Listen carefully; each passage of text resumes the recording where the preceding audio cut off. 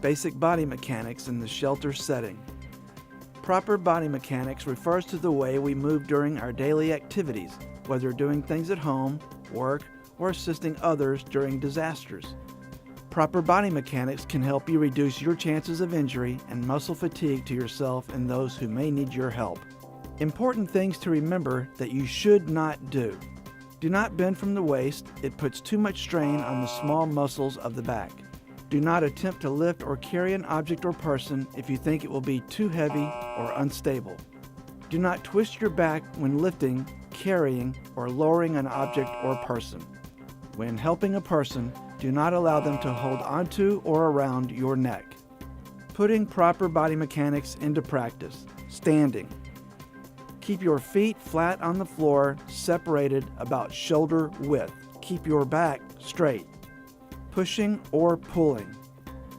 Your feet should be shoulder width apart, as in the standing position, one foot slightly ahead of the other. Keep your back straight. Use the weight of your body to help push or pull an object. If you need to lower your body to get close to the object, bend from your hips and knees. Do not bend at the waist. If the object is too heavy for you, get assistance. Lifting, carrying an object. Before lifting, assess if the object is too heavy for you to lift alone. If too heavy, get assistance. Stand with feet shoulder width apart, one foot slightly ahead of the other. Keep your back straight. Stand close to the object with object directly in front of you. Bend from hips and knees. Do not bend from the waist. Lower your body, keeping the object directly in front of you. Make sure you have a firm grip on the object before you lift. Tighten your core muscles as you stand, lifting with the strongest muscles of your trunk, legs, and arms. Keep the object close to your body to maintain center of gravity and decrease stress on your body. If you need to turn your whole body. Do not carry anything that is too heavy for you. Always ask for help moving heavy objects. In the shelter, there are devices available to help carry heavy objects, such as a dolly or flatbed rolling cart. Two-person lift assist without a GAIT transfer belt. Each person stands on either side of the client with feet shoulder width apart, one foot slightly ahead of the other. From the front, slide your front arm under the client's arm. Place your other hand on the back of the client's torso to help balance. Ask the client to lean upper body forward. Encourage the client to shift their weight forward on the count of 3 as you gently support the client to standing. Okay, my name's Helen, this is Louise. We work here at the shelter. I understand you need help getting out of your chair. All right, so we're just going to stand either side of you and we'll help you out. All right. So if we can just put our hands under your elbow and hold onto your hand and just place your arm on our arms. And what we're going to do is have you lean forward a little bit. And on the count of 3, what I want you to do is push against our arms as though you're pushing against a armchair, okay? So, are you ready, Louise? All right, on the count of 3. 1, 2, 3. Okay, all right. How are you feeling? All right, are you steady? Yes. All right, do you think you can walk? Yes. Okay, we'll be here with you. All right, let's go.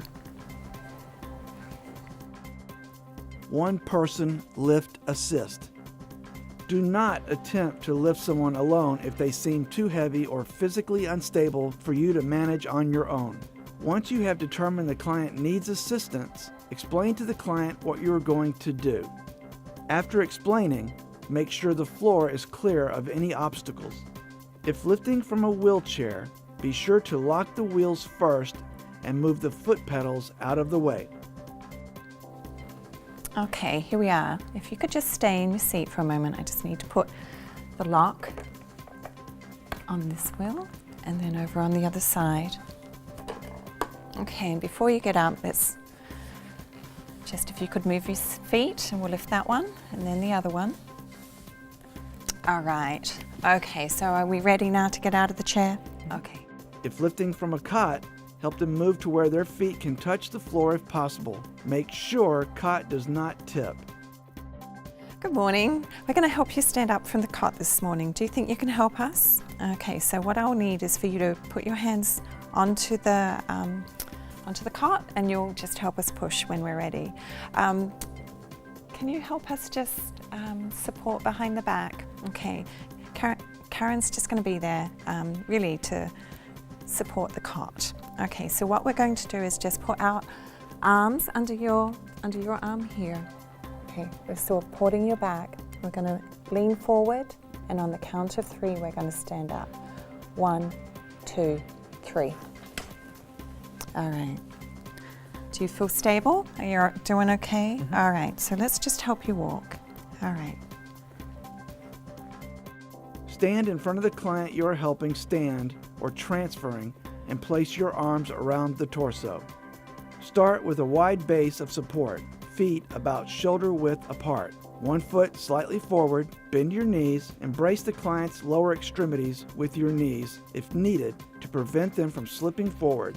Keep the client's weight close to your body. Do not let them wrap their arms around your neck. They may push off from the chair or place hands on your upper arms or shoulders. Help the client stand on 3. Okay, good morning. So this morning I'm going to help you lift out of your chair by yourself. So I'm just going to stand with my feet apart and my right foot's just going to be forward a little bit. What I'm going to do is have you lean forward. I'm going to put my hands around your waist, and I want you to put your hands up here on my shoulders, okay? And then we're going to rock backwards and forwards a little bit, and on the count of 3, we'll stand up. All right, so ready? Hands behind your waist. All right, let's rock forward a little bit and back. Okay, 1, 2, 3, and up. Up we go.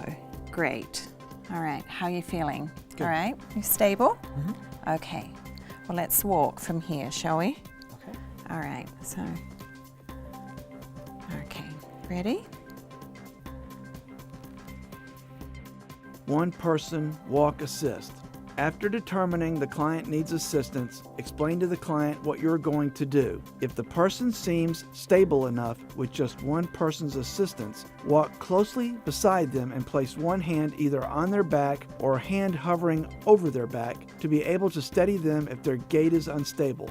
Or, while standing beside client, place your closest hand under the client's elbow for support and place your other hand face up into the client's palm with the thumb through for the client to grip.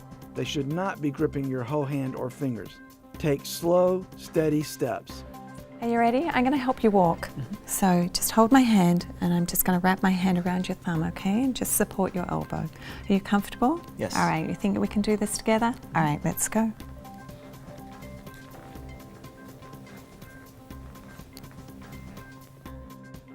Two-person walk assist. After determining that the client needs assistance, explain to the client what you are going to do. Each person assisting should stand on either side of the client. If the person is unsteady, each person may place their arm under the client's upper arm and touch the forearm with the other hand. A second option is for each of those assisting to place their arms around the mid-back of the client, and the client place his or her arms across the shoulders of the staff for support. Both methods will assist in steadying the gait of an unsteady client. Okay, we're just going to help you walk. So just hold our hands. We're just going to hold around your thumb, okay, and support your elbow. All right, are we ready to walk? You comfortable? Okay, off we go. Stand to sit assist. After determining that the client needs assistance, explain to the client what you're going to do. Assist client in the same manner as standing, grasping around waist, hip area, or gait belt. Instruct client to touch back of legs to chair or cot. Ensure wheels are locked on wheelchair and someone is standing behind cot to ensure no sliding. Ask client to lean forward while leading with buttocks to sit down. Make sure the client is in a safe posture and comfortable. Okay, so before I get the client to sit in the wheelchair, I'm going to set the wheelchair up. Just make sure that your blocks are on both wheels and that the feet plates are up. And then you can go and get your client.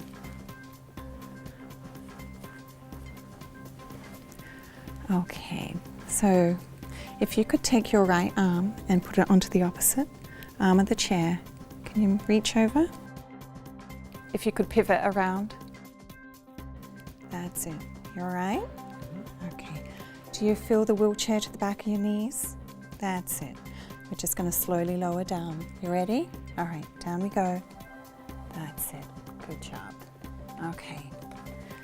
All right, if you could lift up your feet one at a time and we'll put the plates down. There we go. Just going to unlock the chair. And off we go. If a person starts to fall from standing, do not attempt to stop the fall. Instead, try to control the fall by lowering the client to the floor, protecting the client's head from hitting the floor or any surface. If you can, move behind the client, take one step back.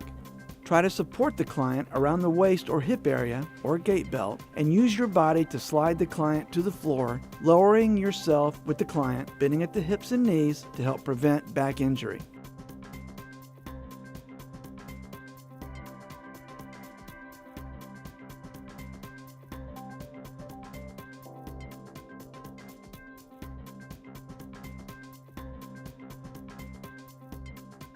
The GAIT or transfer belt is a safety device used to provide a secure holding point for caregivers assisting clients with transferring or walking. The belt should be placed around the person's lower waist over their clothing to protect the integrity of the skin.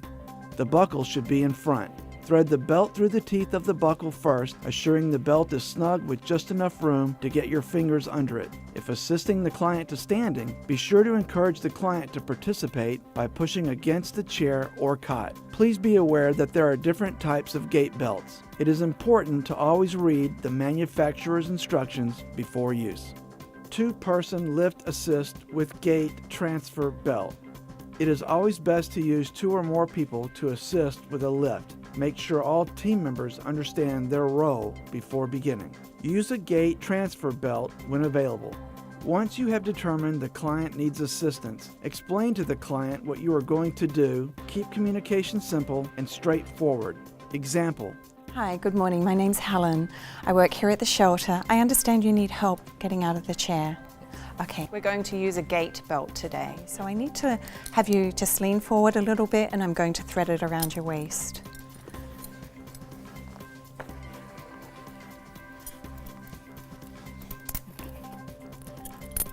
I'm going to thread it through the teeth. Okay. Is that comfortable for you? Yes. Okay, so I'm just going to get someone to help me as well. Louise. All right, so what we're going to do is we're just going to cross our hands behind your back and hold onto the belt. If you could place your hands into our hands and lean forward a little bit, and we're going to pull you up, okay? You'll stand up. On the count of 3. 1, 2, 3. Okay? All right, can you walk from yourself? Yes. Okay. Assume a walk stance on either side of the client with forward foot pointing in the direction of the movement. Bend from the hips and knees, not at the waist. Keep back straight. Each person reaches across the client's back to grasp the GAIT belt on the opposite side. Arms cross one another. Place your other hand, palm up, into the patient's hand, their palm down. Ask the client to lean his upper body forward. Encourage the client to shift their weight with gentle forward pressure of your arms on the transfer belt. Do not use the belt to lift the client. Instruct to stand on the count of 3. Once the client is standing, remain at their side to provide support. Last-minute tips. Always introduce yourself to the client and explain to the client what you're going to do. Make sure team members understand their role. It is okay to practice first if needed. Always assess the situation first to determine safety, client understanding, and willingness for assistance. Know the limits of your own physical capabilities. Remember, good body mechanics alone may not be enough. A mismatch of your physical capacity with the physical requirements of a job may cause injury to you or the client. Always safety first. Remember the do's and don'ts of proper body mechanics.